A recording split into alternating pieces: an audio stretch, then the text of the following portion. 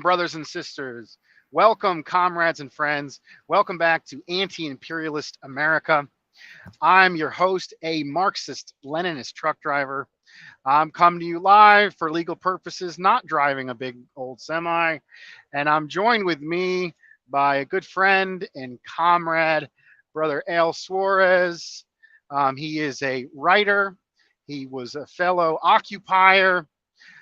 He was the co-organizer for our event, Rage Against Imperialism, down near Gainesville, Florida. How you doing today, brother? Pleasure to be here. Right on, right on. So you recently came out or about to come out with a book, If Che Won. And I had the pleasure of working with you to write the intro to this fiction book. Maybe you can tell us a little bit about this book, the idea of the book, where it came from, what the book's about, and what you're trying to accomplish with it. Yeah, I appreciate your contribution to the book, your forward. And the book is alternative history. And out of the 16 books that I've written now, only 2 of them have been fiction. It's very difficult to write fiction. And both the fiction works were alternative histories. And this one, If Che Won, begs the question, what if Che not only survived in Bolivia in 1967, but was triumphant? What would the implications be for the other Latin American countries in the region rising up in the 1960s against U.S. imperialism? That's interesting, brother. I think the reason why I agreed to write the foreword to it is Che is such a monumental figure and inspiration to me, as well as oppressed people and working class people from around the world. I've noticed Che is loved within the Chicano community, within the broader immigrant community, especially immigrants from Latin America. He's loved by radicals broadly. I think when I went to Germany, I remember seeing images of Che worn by communists in Europe. Is such an inspirational figure. I think that's a wonderful thing. What are some of your thoughts as far as that? I think that, and tell me if I'm wrong, I know the Soviet Union fell in 1991 and the Berlin Wall fell in 1989. Was it at 1990, the year you were born, when Germany was unified, when East Germany, the East German socialist government, ceased to exist? I believe you're correct. I believe you're correct. Yeah, my birthday being 1990, I just turned 33 years. Well, that was the day Wednesday. you wrote the forward for me. It was kind of a birthday present to me, even though it was your birthday. But no, but I've kind of like I'm still a Christian. I'm a bit of a spiritualist, but I was my main political viewpoint is scientific, using Marxism Leninism. But some of that kind of spiritualism kind of aspect to me, I always like to think I'm the rebirth of the Soviet Union. When whatever piece of the Soviet Union died, I'm here to reenact it and bring it about on the world. Well, you were born at a tragic time because yeah. The West German government, before it unified with East German government, did have similar things. They had social programs or whatnot, programs that we still don't have here in the United States, public health care or whatnot. However, the West German government was used to take in fascist exiles. I don't want to get too off topic, but the West German government was used by the United States and others to facilitate the protection of fascists. A good example of this is Stepan Bandera, the Ukrainian Nazi collaborator. He escaped Ukraine when they became part of the Soviet Union after World War II and went to West Germany. West Germany is ultimately where he was assassinated. West Germany was doing a lot of the bidding for the imperialists, while East Germany was the opposite. It was a safe haven for leftists fleeing reactionary regimes and whatnot. Yeah, I'm sorry I brought up my trip to Germany when I went there and around the No, it's occupied. related because Che Yeah, inspires people all over the world. That's what yeah. people need to understand, not just in the third world, not just among people of color, but also within European countries themselves. I was commenting to a friend the other day that the reason why I think that Germany is, and I'm talking about the people, not the government. The government's completely sold out the United States. We know that. We know that since Nord Stream bombing. But the point I'm trying to make is a lot of the German people tend to be progressive or even more progressive than other parts of Europe. And I think part of the reason for that is because they actually teach in their public schools the full extent of the Holocaust. They don't cover up what the Confederacy did and what slavery did, like we see here in the United States, which is having governors like DeSantis as insult to injury, not only covering up the history of Civil War and slavery, but now you can't even read Anne Frank's diary in public schools here in Florida. There's a cover up of the teaching of the Holocaust. And in societies where they teach the youth what they really did, they become more progressive as a result. And that's why the teaching of history and alternative history, I think, is a good thing. The teaching of history, what Che was really about, because people that are ignorant hear about Che is like, oh, he's a murderer, he's a this, he's a that. Do they say that about Abraham Lincoln? Abraham Lincoln had deserters executed. In war, there are times for extreme measures, and Che was a military leader, not just a revolutionary, so he was no exception. But people that don't know the facts, they misunderstand what Che was about.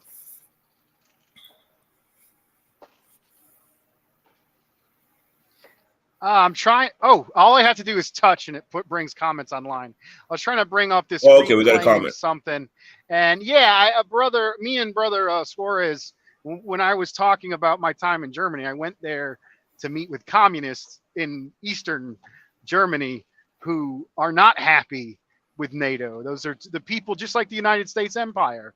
The people, the working class, and the eternal oppressed nations are very different from the imperialist government.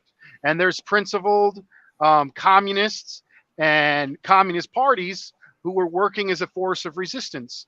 It's interesting. My background, I had the pleasure of interviewing. I forgot his name, I apologize. But if you go back and look at, I was actually able to interview a Mexican national who is in Germany in a German Communist Party. Like there's also an international proletariat within. Yeah, I don't Germany. know when that person came on, but I literally said the German government sold out, and this is not reference to the German government. And also, before the EU existed, children after World War II in German public schools in the West and in the East were taught what the Holocaust was. And I think that influenced the next generation to be more progressive. That's what I'm talking about. So I'm not even talking about current German people. But again, stressing there are German people every day protesting their government and how they're selling out to the West, All right. especially Let's go ahead after and bring. Hirsch's story came out. Yeah. I like interacting with the audience. Back to brother Reclaim. I maybe I can respond a little bit. You're repping Lincoln. Are you aware? How was of the I murder? defending Lincoln in any way? Yeah. All Yeah, I said is that Lincoln has been called, has not been called a murderer like Che has by many people. Maybe he should be, right? Especially what he did against Native Americans. I was no way, shape, or form defending Lincoln. Yeah, he wasn't defending Lincoln whatsoever. But I mean, I would like to bring up that there's this idea of contradictions. We shouldn't give in to the purity fetish. There is people in history are historical figures, and they have done horrible things and positive things simultaneously. Lincoln carried out genocide against indigenous people. Lincoln supported sending black folks back to Africa. Lincoln was the lead of U.S. empire, but also he led the army that put down the slave aristocracy and put down the slave owners uprising. For that, Marx liked him and was his pen pal. Yeah, and Marx supported Lincoln. So there's all of these things happening simultaneously.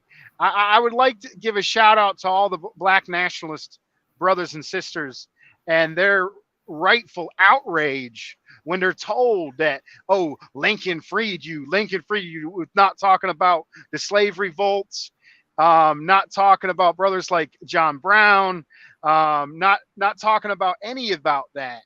There was definitely more progressive and revolutionary movements that pushed Lincoln, and there was communists that fought under Lincoln that were far more progressive and revolutionary than Lincoln was. Sorry, we Well, got to that a discussion. really good film, and actually has to do with guerrilla wars. Let's do with Che as Yeah, well. A really good film that I recommend is New State of Jones with Matthew McConaughey. yeah. And that shows how working class whites rose up within the Confederacy without any support from the North to rebel against the slave owners and make a guerrilla force to resist the Confederates within the Confederate territory, or make their own autonomous territory, uniting with former slaves to fight in that. And I think what they should make a Hollywood movie out of as well is the history of the Black Seminoles here in Florida. Not only did the Seminole Nation take in runaway slaves and protect them in Florida, you had a fort, a very important fort near St. Augustine. I forget the name. I think it was Fort Mose or Mose, that was controlled by former slaves. The Andrew Jackson later came and decimated that. But for a long time in Florida, the Spanish left the Seminoles and the former slaves alone, and they united and became their own people. And then in 3 wars, defeated the U.S. They never surrendered to the U.S. The U.S. never got what they wanted from them. And that part of our history is ignored, and they should definitely make a Hollywood movie about it. Yeah, I want to bring up this comment about, and I think that's definitely a fair criticism. Whenever I mention Brother John Brown, I need to mention the great Harriet Tubman and her heroic struggle. Well, that's what I was about to say. The southern route of Harriet Tubman is ignored by many historians and by media and by movies. They always talk about, those enlightened white Northerners that took in former slaves, which is true, they did. But part of Harriet Tubman's route was the Seminoles. She brought them down to Florida for their protection. She took part in that as well. And she led battalions during the Civil War into Jacksonville, Florida. She was a very brave woman. There's aspects of her life that have been overlooked that make her even more fascinating and admirable.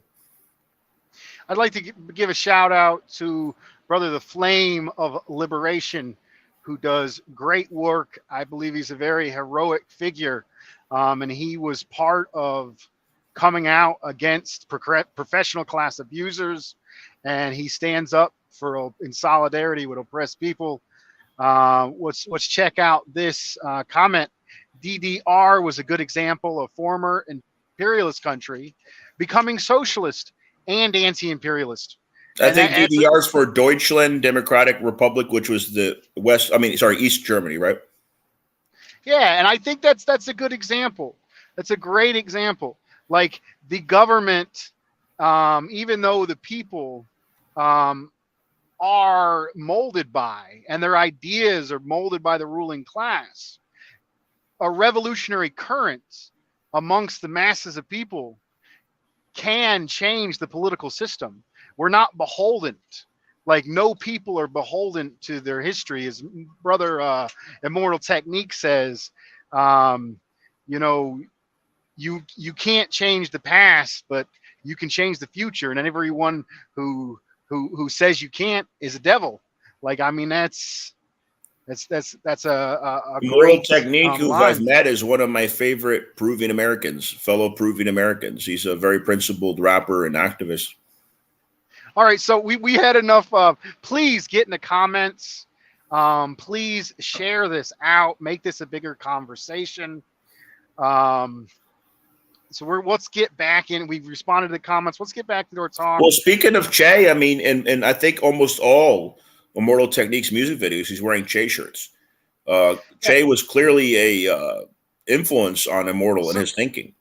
Well, so let's get back to your book. I mean, why did you write this book? What are you trying to achieve with it?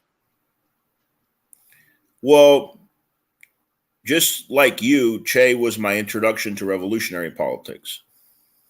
And it's hard for me to write fiction.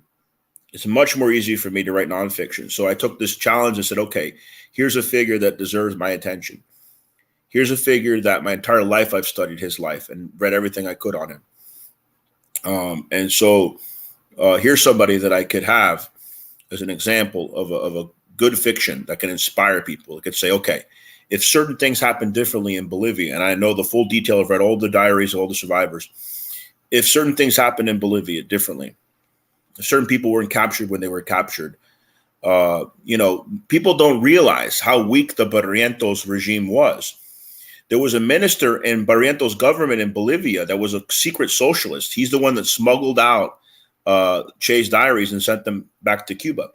So even before Che landed in Bolivia, they had an infiltrator high up in Barrientos' government. And also there's an Argentine-German revolutionary named Tanya. I think Burke is her last name. She's mentioned in the book several times. She died in Bolivia shortly before Che. She was in Bolivia with Che. She was part of the guerrilla force and part of the clandestine services for the Cuban intelligence. And why do I mention her? Because literally she met Barrientos in a party, and Barrientos became infatuated with her. Was she able to seduce Barrientos and set him up for an overthrow? No, later she was found out. But what if things happened differently? The United States was largely ignoring Latin America. It was focused on Asia at the time, on Vietnam and fighting the Viet Cong and whatnot. Just like you saw the pink tide in the early 2000s, because Bush was focused on the Middle East, focused on his invasion of Iraq, focused on his maintaining the occupation in Afghanistan. You saw in the 60s and 70s, the United States focusing on Vietnam, and therefore rebellions inspired by the Cuban Revolution were rising up in Latin America. And Che said he wanted to form new Vietnams within Latin America. He got very close to doing it. People don't realize how just a few minor things have been changed over the course of those times, 1966, 1967 in Bolivia, how very easily that revolution could have spread. Interesting. This whole woulda, shoulda, coulda concept, I think you're doing fiction, and I think this concept can spur some really great art.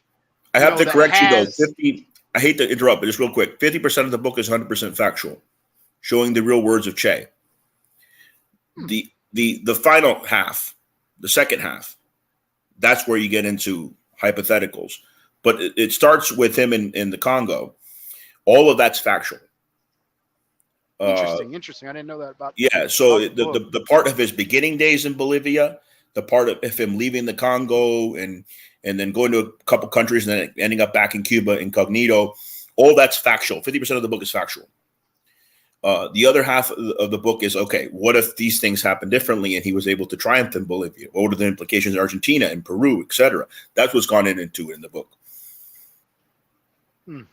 Interesting. So I know that a hypothetical can spur some great fiction and give some good insight, but I want to talk a little bit on philosophy of kind of the fallacy of the hypothetical. And everybody knows I love John Brown, so I'm going to bring it back to John Brown. And a lot of people don't know this. A lot of people say, well, John Brown was a crazy adventurist, and maybe his heart was in the right place, but he didn't really know what he was doing. Well, first of all, that's insanely false. He was part of the social movement, and also he scared the South to the point where they succeeded and helped start the war that put down the slave-owning aristocracy. But another thing that folks don't get about John Brown is John Brown's raid may have been successful only if there was a battalion of folks that was supposed to show up that was late to the fight, that may have actually turned the fight, and that could have been the spark for the Civil War sooner. But I bring up this as a good example of the fallacy of the hypothetical, is even though like that wasn't the spark that set off the downplaying of the crushing of the slave aristocracy, then it happened later. So what I'm saying is that one figure can turn the tide. But I'm a Marxist-Leninist. I think Comrade Che Guevara would agree. It's the masses of people and the political economic conditions on a whole that ultimately make history and form the political process. Maybe you can talk a little bit on your ideas of maybe giving into this fallacy of the hypothetical. Well, I'll put it this way. In my 22 years of activism, I can tell you the most important moment. It wasn't getting arrested at Occupy. It wasn't being surrounded by snipers and bulldozers and not leaving camp and being torn apart and thrown in the paddy wagon. That's dramatic. People hear that and be like, wow. No, it wasn't that moment. My most important moment, and all my activist causes I've been involved with, I know you've been involved with plenty yourself, Dust, was at the Venezuelan embassy, because you were dealing with life or death. And one of my books was about that as well, called Embassy Protectors. Literally, Kevin Zeese, Dr. Margaret Flowers at that point, Adrian Pine, and David Paul, they were risking their lives. They ran out of food. They ran out of water. They had no electricity. To survive, they had to collect rainwater. So what was I involved with then? Was I involved with interviews or getting the attention or recognition of anybody? I could care less about any of that. What I was doing every day at the Venezuelan embassy in D.C., outside that embassy, was trying to deliver food and water to our comrades and trying to protect comrades from being beaten up. Those were my only two objectives. I didn't care about anything else. I ignored the media. And so when you're involved with something like that, it's life and death. People that you have admired for 10 plus years, risking their lives in that embassy. And you know that bag can make the difference of them going hungry tonight or not.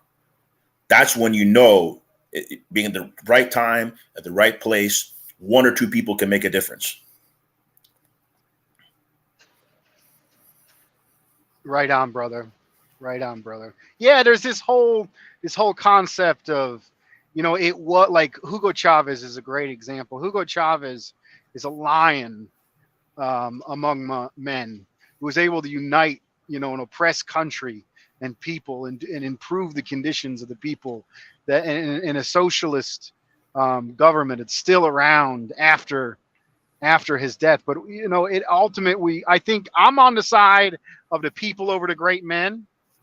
I think it's the masses of people who make the history, but that doesn't discount the great individuals, and their power comes from the ability to be a conduit for the sentiments and the power of the masses of the people. I'm glad you mentioned Chavez. When Chavez was a simple soldier, you know what book that he read that helped influence his political thinking? No, go ahead, brother. When he was a young soldier in Venezuela, he read Guerrilla Warfare by Che. And Che himself said, when they asked him if he's a liberator, he said, "I'm not a liberator. The people liberate themselves." And that was Che. Che was not interested in recognition. He was very humble. He was interested in inspiring the people to free themselves, oppressed people, indigenous people in Bolivia and other parts of the world. He could have had anything he wanted. He had a family in Cuba that he left behind. He could have lived out his days off his book royalties or off the simple salary of a soldier, because he refused any pay raise as a commander. Even when he was given the job as head of the Cuban bank, he said, "I'll only do it voluntarily. I won't take a cent. That belongs to the Cuban people." That was the principles of Che, exceptional in history. And so that's one of the things that I admired about Che, that he was authentic, that he put words to action. And you have a lot of people that have taken part in causes like that were phony or were opportunistic. And that's not what Che was about. Mm-hmm. Oh, something else I want to mention real quick.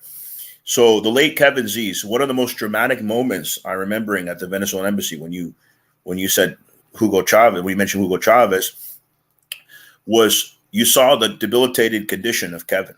It brought tears to your eyes. He lost a lot of weight. He was risking his life. He knew that.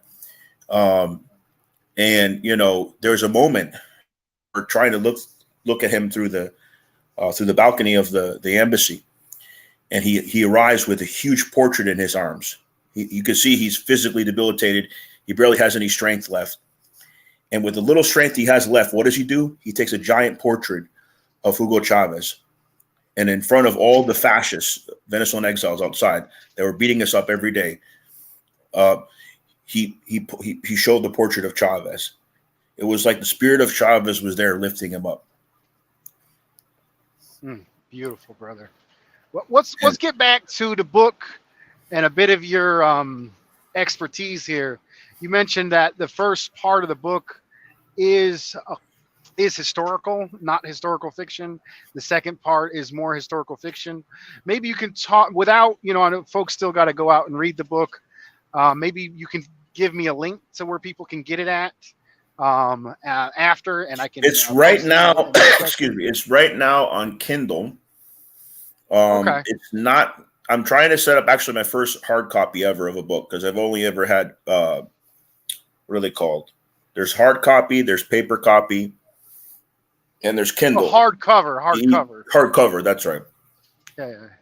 Hardcover for the first time. First hardcover book, getting more efficient. First hardcover out of the 60 books that I've written, and I want to get this one translated different languages like I've had other books. But we don't have a lot of time Kindle right now. But in the next few days, the paper copy and the hardcover are going to be available. There's a link available on Amazon. Right? There is a Kindle link available. I can DM you later. Okay, if you're watching this later, I'll put the links to that to get the book in the most available copy. But what's maybe I don't have a lot of time before my signal is going to go bad, and then we'll have to end this. But maybe you could, and I know folks want to read the book, but maybe you could just give us a brief peek and a little bit about the history that the book starts with. So the book starts in 1965 when Che mysteriously disappears from the scene. And people spread rumors, that Fidel had him killed or whatever. And basically weeks pass and nobody knows where Che is. He's on a secret mission in the Congo. It basically obligates Fidel to read Che's farewell letter where he renounces his Cuban citizenship. But he doesn't renounce his Cuban citizenship at any protest of the revolutionary government that he's supporting. He does so because of his internationalist obligations and having to travel the world. And so he cuts ties with Cuba, with still support from Cuba behind the scenes to conduct the world revolution, as he had planned with Fidel from the beginning. And that includes the struggle in Africa and in South America itself. So, Che is literally risking his life fighting in the Congo to restore Lumumba's government. Lumumba's been assassinated. I mean, his people, his government that was overthrown by the CIA. And, people knowing this still say that Che was racist. It's just unbelievable, the lies that they could say against Che when all his actions demonstrated quite the contrary. Not only was he concerned for African people within the African continent itself, he was also advocating for the plight of African Americans. He had corresponded with Malcolm X. Of course, he was concerned for the immigrants within U.S. society and also for white American leftists or leftists in general within U.S. society. One of my favorite Che quotes is when he said, "Envy I have for the North Americans, for their struggle is the most important within the belly of the beast." So he understood within the U.S. empire, there had to be a revolt to successfully end imperialism, not just a revolt within Latin America resisting U.S. imperialism. Great. So the book starts out with talking about Che in Africa. And I never heard that detail about Che, how he renounced the citizenship. It would make sense that he could travel the world more freely as an Argentinian citizen. I mean, he had to return to Cuba incognito. Nobody could know, not even his own children could know when he returned to go to Bolivia after the Congo operation. He did so secretly. Very few people knew he was back in Cuba, just people involved in the operation in Bolivia, his wife, and Fidel. And also part of it was he was a wanted man. He could have been captured by the United States at any time. It didn't matter if he had diplomatic papers or still had Cuban citizenship, but he didn't find it necessary to maintain Cuban citizenship at that point. It's actually very similar to what happened with Alex Saab. Alex Saab was not as known as Che, but he was known in the Western intelligence agencies, and even with his diplomatic protection, he took that risk. He knew that the United States wouldn't necessarily respect his diplomatic status, and they still kidnapped him. And Che put himself at great risk as well to fight imperialism. Now we have more sanctions, although there was an embargo instituted at Cuba against Cuba then. Now you have embargo on steroids, these genocidal sanctions, and people fighting them like Alex Saab. But a lot of people compare Alex Saab to Che because of those similarities. But yeah, the book touches on a period in the 1960s, which was a revolutionary period, especially in the global South. I don't think that term existed back then, but in the tercer mundo, no, in the third world, as they say in Spanish, there was a rebellion. People inspired by the Viet Cong and them successfully holding out against the imperialists that were invading their nation. And so Che, I think his intentions and belief were pure. He could have stayed in Cuba. Instead, he sacrificed everything and put everything at risk. But he didn't do it to become a martyr. He wanted to win. And I say, okay, if he won, what would have happened? That's really what the book is about. Interesting. Yeah, there's this whole, do you prefer Che or Castro kind of debate. I think it's not exactly productive. I think we need those dedicated fighter internationalist types like Che that are willing to do that. And I think we need the great statesmen like Castro. I think both of those aspects are needed in our revolutionary leadership and heroes. Well, Juan Guevara said in his book, and he's one of the people I dedicate this book to, who's the younger brother of Che, still alive today. Wrote a great biography of his brother not too far back that was recently translated to English, actually. But he said that Fidel was meant to live and Che was meant to die. So, like, Juan Guevara has no ill will towards Fidel. As a matter of fact, Fidel saved his life. Juan Guevara, when he got a little older, had a Guillain-Barré syndrome, I believe it's called. It's a immunodeficient condition, and he didn't have healthcare in Argentina. So the Cubans offered him to go to Cuba to do all the healthcare he needed to save his life. So he didn't have any ill will towards Fidel, and that's his brother who adored him.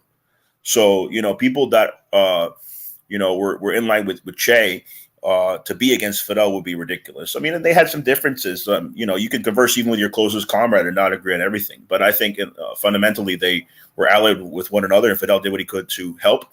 He had a lot of pressure not to help Che because it was during the Sino-Soviet split. So people kind of considered Che more pro-Maoist, but Che was not orthodox. He was a non-sectarian socialist that tried to work with everybody to fight U.S. imperialism. Very powerful. That's kind of the thing that people love about Che. Like, honestly, if I had to pick which figure was more influential, like from a concrete political economic sense, I would go with Castro all day. He was around longer too, right? Yeah. The way he was able to hold down a state 90 miles from the core of imperialism, and not only survive but succeed in many ways throughout his lifetime is absolutely. The CIA tried to take him out like 600 times, and he lived to age 90. And his brother's still alive. I think Raul just turned 92. Yeah, but there's also something about the appeal of Che as a revolutionary figure, and his dedication, his self-sacrifice, his willing to rush into danger whenever necessary. And I think there's a reason why Che is on all these T-shirts and flags across the world, and Castro isn't. And it gets into that vision, that icon, that persistence, that is we're just as human beings. Well, also after Fidel died, a lot of people wore after Fidel died, a lot of people wore the Fidel hats. Like, also when somebody died, that you honor them in different ways. But what was I going to say? Well, keep talking. I was going to say something, but I forgot. No, I was just saying that we're just talking about the whole positive aspects of Castro, positive aspects of Che, and I think Che. I think there was even Western journalists. Oh, I remember now. So Fidel had to order Che to stop going to the front lines. This was how brave and how willing he was to sacrifice himself. That at one point Che became so important to the revolution that Fidel had to order him to stop volunteering to go to the front lines. But that was Che. He was so willing to sacrifice. So also his entire life, he was close to death. He had very severe asthma. You can die from asthma. So I don't think he really feared death, or, everybody ultimately fears death, but I think that Che was just incredibly brave and also very intelligent. He was a tactician. The strategy of guerrilla warfare and folkwarism was very important to him, as stressed in guerrilla warfare. And you remember when we had our event in Gainesville, anti-imperialist event last month, that I did my own workshop on folkwarism. I think it's still relevant. We're not in a full-blown, fascist dictatorship here in the U.S. empire, but I think we need to be ready, and we can learn a lot from Che. And I think Che did not oppose the electoral route either. Che liked Allende. Allende was governor of an important region in northern Chile when Che was still alive, and Che was friends with Allende. So Che said, "You're trying to do." When Che wrote a dedication not in the book, but like by pen to Allende in guerrilla warfare, and gave Allende a copy, he said, "You're trying to do what we did in Cuba, but just through other means." So Che understood that it wasn't just a guerrilla struggle; it depended on the conditions of the nation. It could also be through electoralism. Very powerful. Maybe I'd like to talk a little bit about the foreword I was able to contribute to your book. And I'm a white dude in the South, and well, how did I, living in a small rural town, come to see the image of Che? And a lot of it had to do with Latin American, or specifically Mexican immigrants who, were from some of the most exploited regions of Mexico, southern Mexico. And then NAFTA happened, and then they were pushed out of their country by economic force in the United States, about the same time that we came down as economic refugees from northern Appalachia. And I got along a lot better with, my Mexican brothers and sisters than even some of the more petty bourgeois, labor aristocrat white folks, just simply because of the class background. It was more relatable, and I saw a lot of Che was respected even though folks might not be the most informed on politics or Marxism, Leninism, or the various sciences and tendencies. Che is understood as a figure, as a heroic, justified revolutionary that is on the side of the working class and oppressed, and particularly Latin American people and brown people. Well, a lot of these revolutionaries died young, right? Zapata and Che died at the same age, 39. So think of all that they could have done had they lived longer. That's what I was touching on in the book. I was like, what if he survived and went on to Peru and went on to Argentina and these different countries, and what was his contribution would have looked like there? So let's get into that. We talked about how your book was. We talked about the foreword. I'm about to go through through this dead spot, and we're gonna have to end it. Maybe you could talk about it. So if Che would have succeeded in Bolivia, how would he have succeeded? What would have been different? What would have been the outcome in Bolivia? And what would have been the outcome for the larger revolutionary story? So some people accuse Che of wanting to stay in Bolivia and become head of that country. I disagree with that. Based on my analysis, Che wanted to return to Argentina. But Che was also heavily involved with Peruvian leftists. I believe after Bolivia, he would have went on to Peru and kept helping other countries. And finally, when the conditions were right, returned to Argentina as well.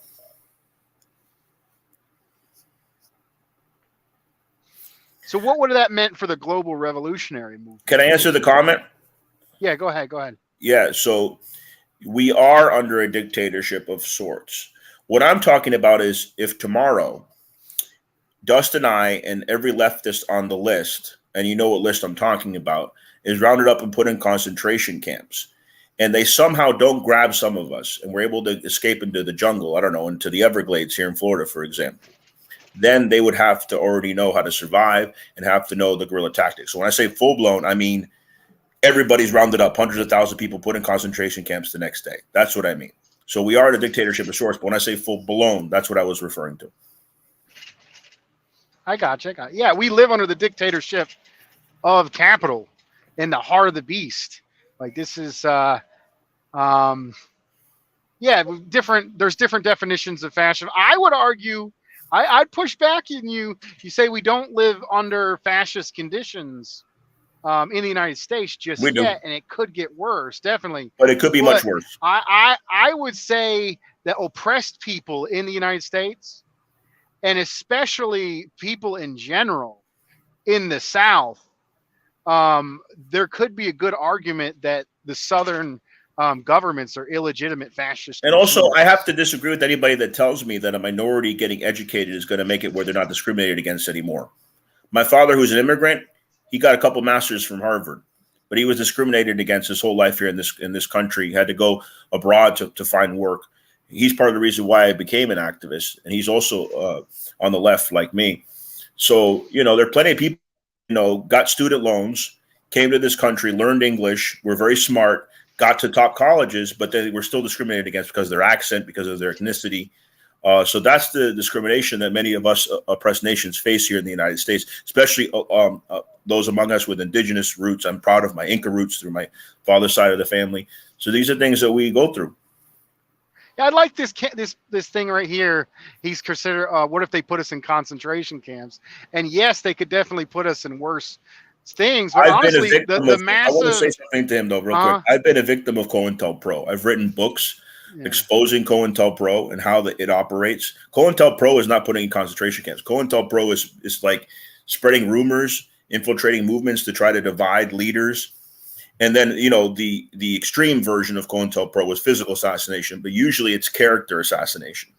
But infiltrating movements is not the same thing as filling up concentration camps. That's not what COINTELPRO was doing. It's putting people in prisons, but I'm talking about concentration camps of political dissenters, just for how people think politically. We are nearing that, right? Like that's happened with Uhuru in their indictment. I have many contacts in Uhuru, so I'm not negating that in any way. But I'm talking about literally rounding up hundreds of thousands of people, immediately putting them in prisons, like they've done in other countries. They did in Argentina with U.S. backing. The U.S. supported that, but did they do it in their own country to that extreme? No, they haven't done that yet. Yeah, I think there's this tendency when parts of the United States government may not fit a more narrow definition of fascism. Even if that's the case, that's not downplaying any of the horrible things and fascistic policies in the United States. And you're talking about concentration camps. We could argue that the mass incarceration of predominantly black and brown people, but poor people in general, is already concentration camps and forced labor camps. Now, there was a process, a bias process, thus. But there was a process to put each one of those individuals in prisons. What I'm talking about is immediately SWAT teams go to tens of thousands of homes, maybe hundreds of thousands of homes, and rounds up all people that are on the list and puts them in concentration camps. That has not happened yet. It's happened in other countries. It hasn't happened yet. It could very well happen here. That's why I'm saying get ready, learn your guerrilla strategies in case you're able to get away from the SWAT team and you can resist that type of regime. I got you, brother. Saying it could get worse, seeing that it is getting worse is not a downplaying of how bad it currently. I mean, there are people. I'm not talking about this person that commented. I don't know them, but there are people that say, "Oh, we are already in a dictatorship, so why even get ready for a guerrilla strategy? Just accept your defeat." No, I'm not a defeatist. I've learned from people that like Che that you cannot be a defeatist. I really like, Brother Malcolm X when he says all means necessary. All means necessary can mean guerrilla warfare. It can mean armed self-defense like the Panthers. But all means necessary can also mean electoral strategy. All means necessary can mean organizing unions. All means necessary could even telling like patriotic folks, hey, you like America, you want freedom, you want this and that. Socialism will accomplish that better than the American system will. And that's why it's a variety of changing the electoral laws to make it more inclusive for third parties, for non-corporate parties. So yeah, those are all means, guerrilla resistance, maybe electoralism through third parties. Those are all means that we have to consider. Yeah, all of whatever it takes to end national oppression and the exploitation of man by man and the exploitation of workers, whatever it takes. And the best way, and we're not looking for, any way, we're looking for the most efficient, effective way effectively. to put in there. Yeah, to put in there and get people free. And the bourgeois always want to divide us in the name of unity. They're actually dividing us in the name of unity, right? It's kind of like Orwellian double talk or double speak. But I think solidarity ultimately is more important than unity. Once you reach solidarity, then you can have unity, right? Solidarity among your own comrades. Interesting. I never, I see solidarity as like we're both in a similar situation with the same enemy, and we got to get together and fight them. But it's also a respect of somebody that someone has that similar lived experience as you. Working class solidarity within oppressed nations themselves, I'm in and then solidarity with transgender people. As a result of that solidarity, I've made some enemies. But guess what? I wouldn't want to work with those guys anyways. Now that I know that they have those types of views, so I think we need to advocate for all people that are oppressed one way or another, and that's including our trans brothers and sisters. Right on. Solidarity with our trans working class brothers and sisters and otherwise. I think a lot of the right wing politicians use fear mongering against trans folks to get these fascist extreme austerity Republican politicians into power. Well, it's been great speaking with you, Dust. I'm going to make sure to DM you the Kindle link so people can look at the initial ebook, and physical book should be up soon. All right. Yeah, I'm coming to where I need to get off here. I asked you a question. We didn't really finish. I wasn't really satisfied with the answer of what would have happened if Che won. Like, what do you see? Like, well, I think that he would have left Bolivia soon after because he wasn't interested so much in power, but in making a difference. And he probably would have went on to Peru because there was a lot of forces in Peru that were on the left. Velasco, in real life, was a leftist general that took over in Peru a couple of years after Che was killed. I think he would have helped Velasco out. Not to give the whole book away, but I think he ultimately would have ended up in Argentina as well once the conditions were made there for a revolutionary government. So I think he would have not returned to Cuba. He would have stayed in South America, maybe brought his family back down to South America, and he would have continued on to. So he wouldn't have just stayed still. He was restless, a restless revolutionary soul. So he would have continued on. Hasta la victoria siempre. Hasta la victoria siempre. All right, this is a good place to end it. Thank you, everyone, for joining us. Thank you, everyone who's listening to this later. Please share this out. And as always, comrades, all power to the people.